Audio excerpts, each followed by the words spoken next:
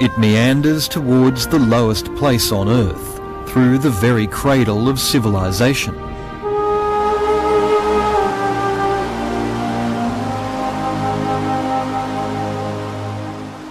More recently, the followers of three great faiths have come to believe these waters are holy and that miracles happen here.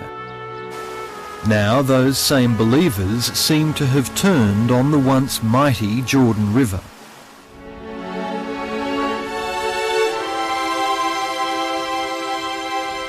When we destroy this, we destroy really a part of ourselves, and that's unacceptable. It's not necessary.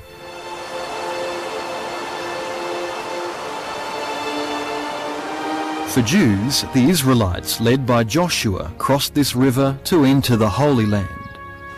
Muslims believe the companions of the Prophet Muhammad are buried here.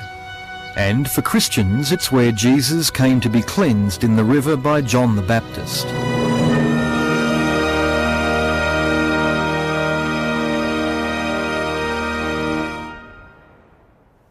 But if Jesus walked down here today, well, he'd be shocked by what he'd find, because this is what's become of the once pristine Jordan River. Its waters are just full of muck and filth. But it doesn't start out that way. In its upper reaches in Israel, the Jordan River is everything you'd imagine. A bubbling waterway fed from streams here in Israel and from Syria and Lebanon.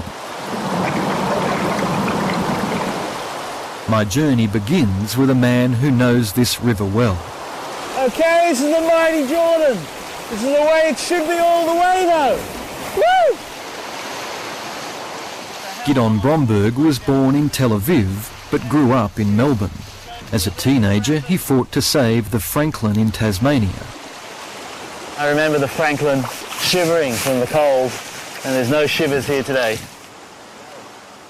Now, as an environmentalist with Friends of the Earth, he's taken on the biggest challenge of his life: to save a river that's being literally drained, not only by Israel, but by its neighbours, Jordan and Syria. Many people say that the next war in the Middle East will be over water.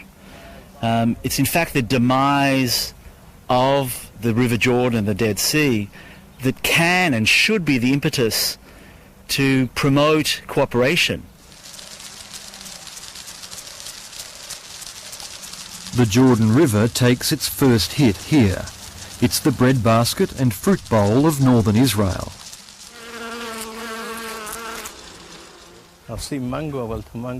Israeli pioneers like Jid Shoshani turned this land from brown to green thanks to irrigation water from the Jordan.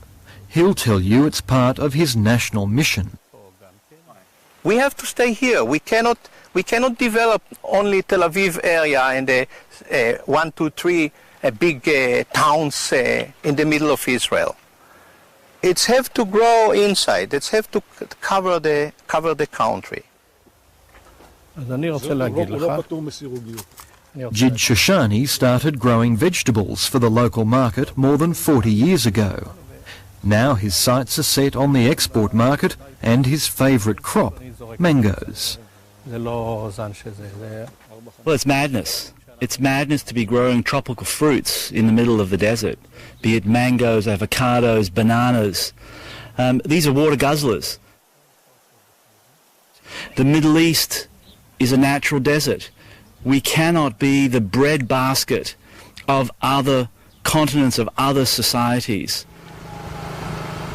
But Jid Shoshani says he can grow his mangoes using less water than they need in the tropics, and they're a good little earner. The mango is close to 5 times more than olives. Now, same quantity of water. Some of its waters lost to irrigation, a still healthy Jordan feeds the fabled Sea of Galilee.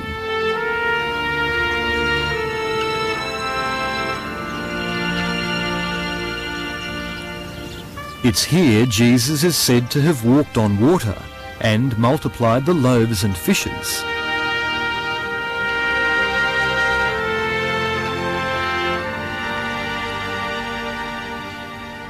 On its eastern shores rise the Golan Heights, land conquered from Syria during the 1967 war. The Galilee is Israel's biggest single source of drinking water, a huge reservoir dammed up to quench the thirst of city and farm alike.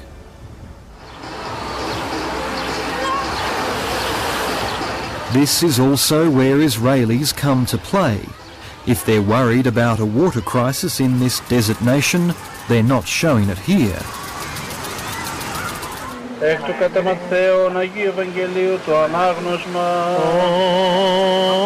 When the Jordan River emerges from the Galilee's southern shore, it's barely moving. But it still attracts those who hope to follow in the footsteps of Jesus. I want to do something he did. I want to do something he did and then imitate him, I don't know.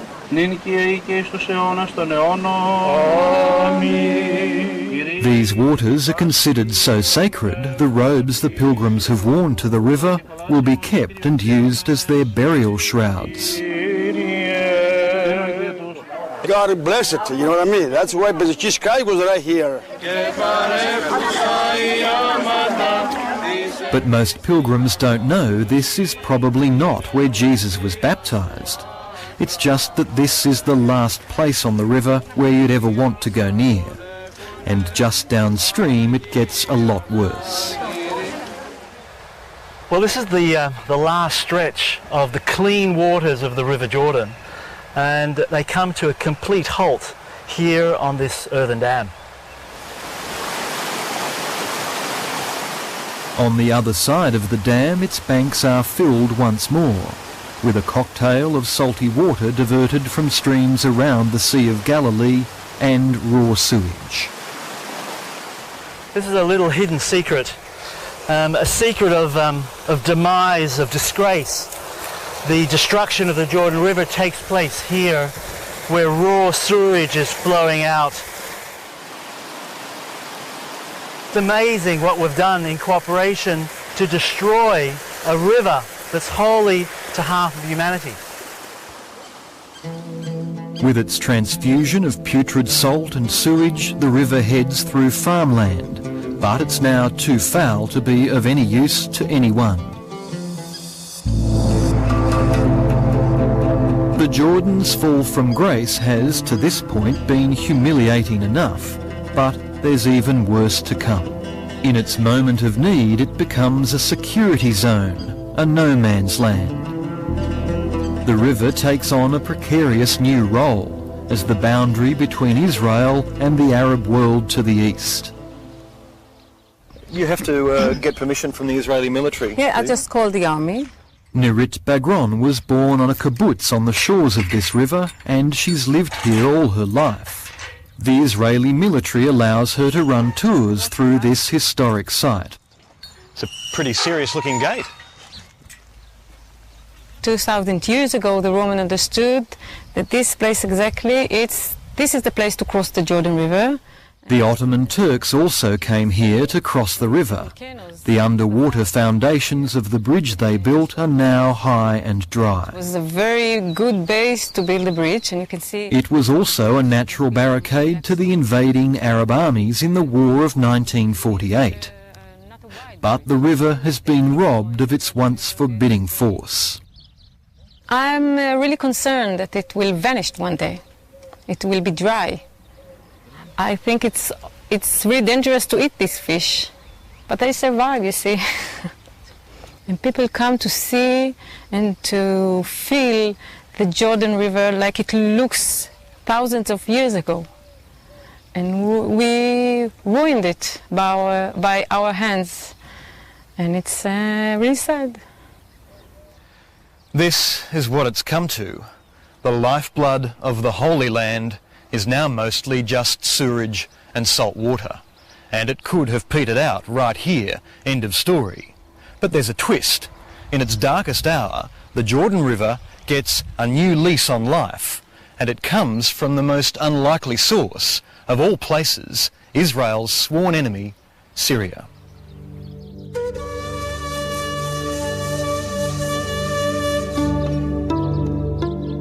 The much faster flowing Yarmouk River runs out of Syria and into Israel. It's a gift of geography. But there should be much more water to replenish the Jordan.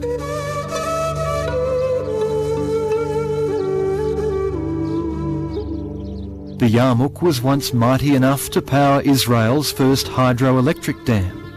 But these days, before it gets anywhere near Israel, much of its water is siphoned off upstream by Syria and Jordan.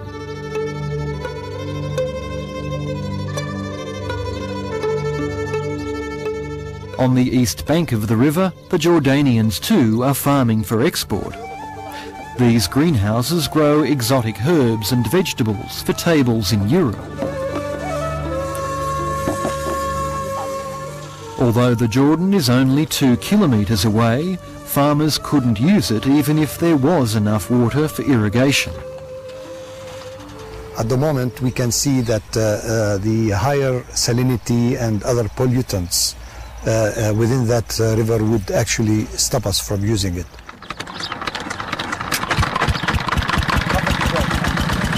Instead, farmers here rely on water diverted from the Yarmouk before it even reaches the Jordan. Like their Israeli counterparts across the river, they say their businesses and their communities must come first.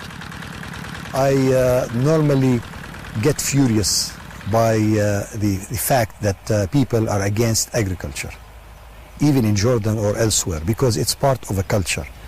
It's agriculture. It's a culture by itself, and I cannot imagine a country without agriculture. Any country, not only Jordan, any country.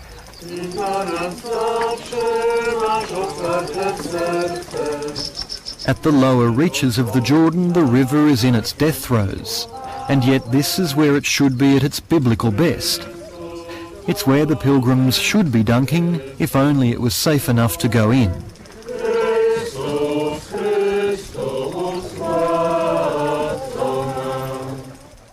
We are here 400 meters below sea level, but we consider to be the closest to the heaven. Because when Jesus was baptized, so close from where we are now, the heavens opened. Only the most faithful could still believe in the purifying powers of these waters. People, millions of people would want to bathe, to be baptized in the place where Jesus was baptized. Today, people that come out of that water are likely to come out with a rash.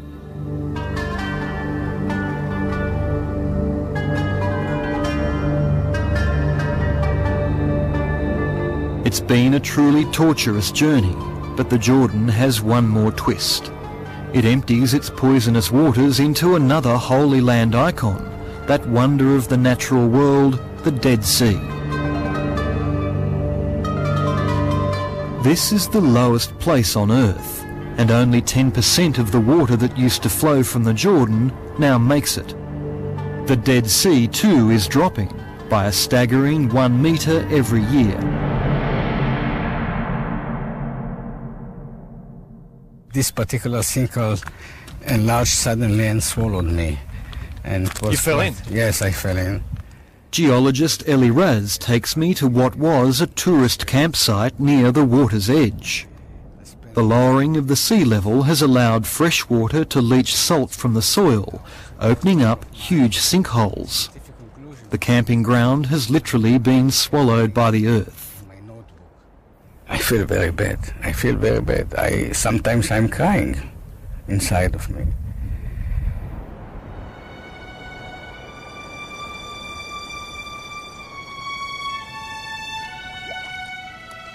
And we can see the terraces on the surface of the exposed ground every year with the sea level dropping. We're losing this magnificent body of water.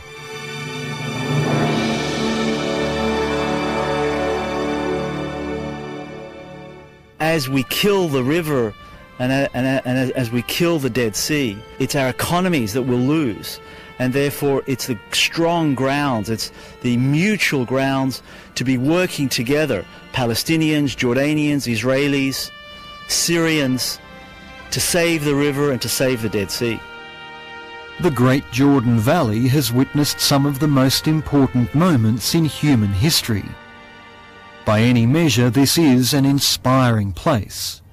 But the insatiable hunger and thirst of its modern custodians has all but spelt its doom.